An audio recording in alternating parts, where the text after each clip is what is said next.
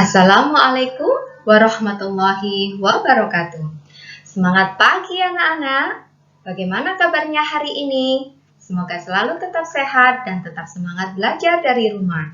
Bertemu kembali bersama Bu Leli dalam pembelajaran tema 6, subtema 3, pembelajaran keempat.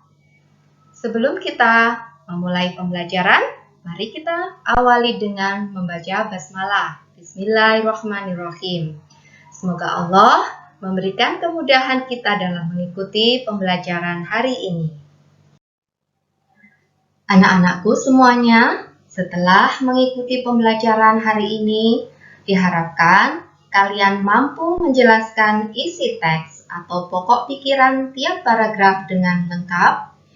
Diharapkan kalian mampu mengamati masalah-masalah yang terjadi di lingkungan sekolah dan masyarakat, dan mampu mengidentifikasi akibat-akibat yang timbul karena tidak adanya penerapan tanggung jawab di masyarakat secara tepat.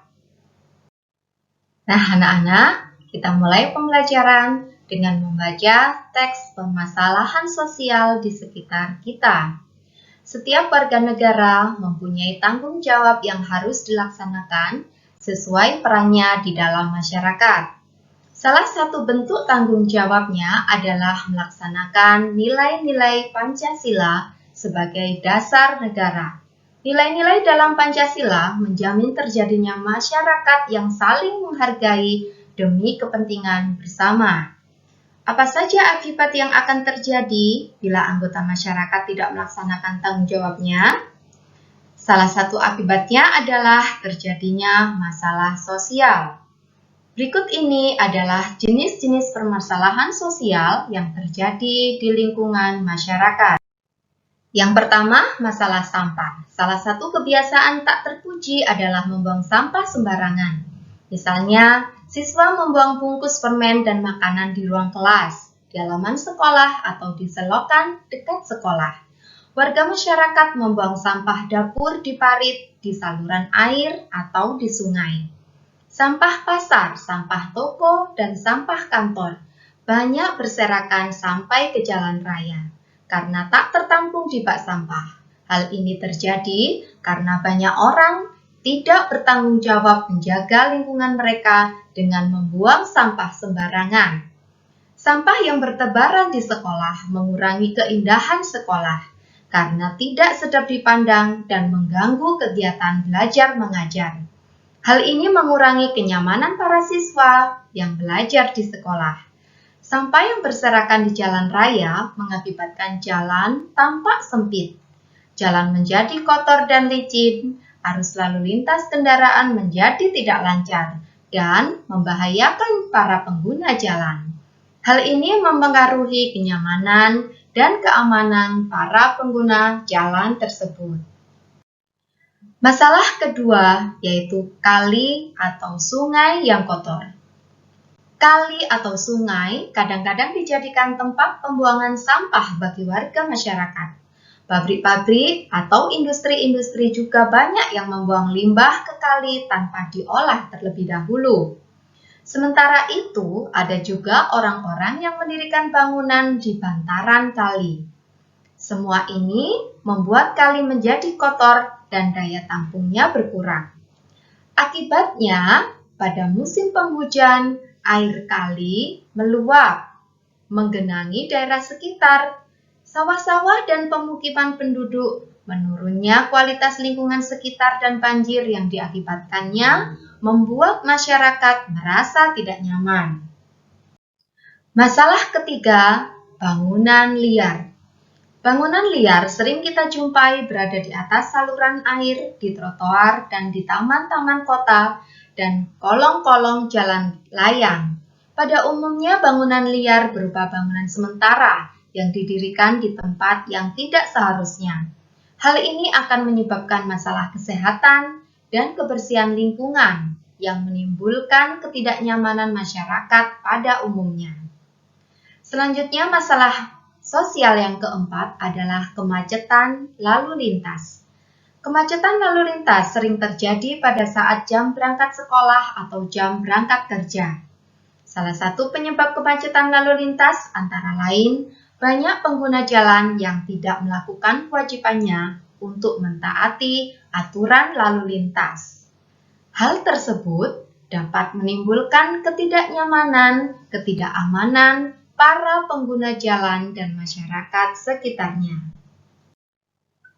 Nah, anak-anak, yuk kita temukan pokok pikiran atau hal-hal yang penting dari masing-masing paragraf.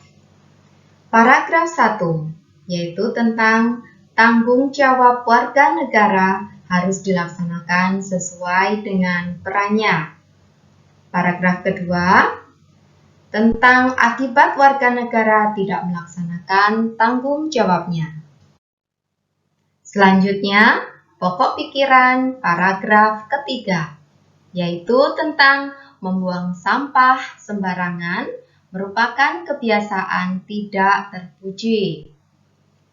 Selanjutnya, paragraf keempat, yaitu sungai dijadikan tempat pembuangan sampah para warga.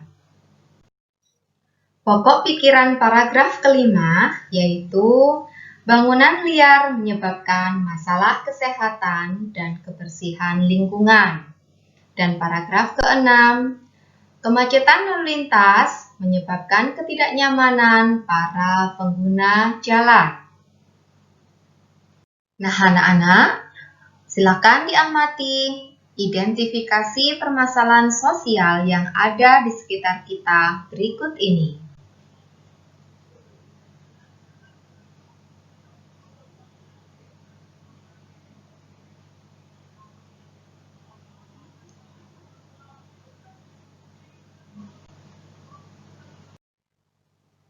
Nah, anak-anak, mari kita simpulkan bersama-sama.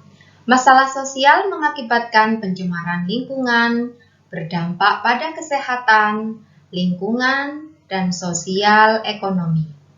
Masalah sosial dapat diatasi jika semua warga melaksanakan kewajiban dan haknya dengan benar. Nah, anak-anak, silakan diamati identifikasi masalah sosial di lingkungan sekolah berikut ini.